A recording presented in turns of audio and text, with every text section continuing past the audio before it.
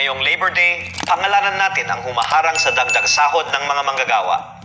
Naipasa na sana ng Kongreso ang karagdagang minimum wage. Kaya binansagan si Recto ng Batman, pahirap sa bayan, lalo na sa manggagawa. Maliit na nga lang kinikita, babawasan pa ng tax. Yan ang author, si Batman. Kaya kung tumakbo ka uli, senador, sigurado hindi ka na mananalo, Recto. Kaya sinugod ka ng taong bayan, kaya lang naman nanalo ko dahil kay Vilma Santos.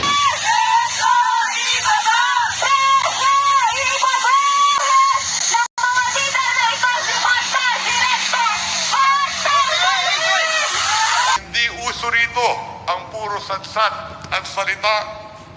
Ang mahalaga, may gawa, may resulta na nakikita. Because in the middle of all the political noise, we are here to serve, work, and deliver.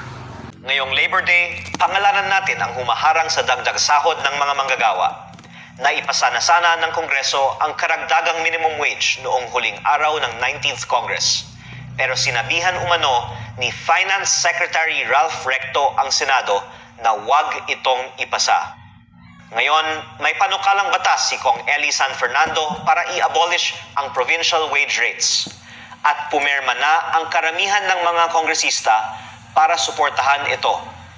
Pero hindi ito inaaprubahan dahil ayaw umano ni Executive Secretary Ralph Recto.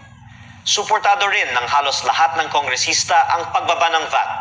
Pero sinabi sa akin ng ating committee chair na hindi ito pinagbobotohan dahil tutol dito si E.S. Ralph Recto.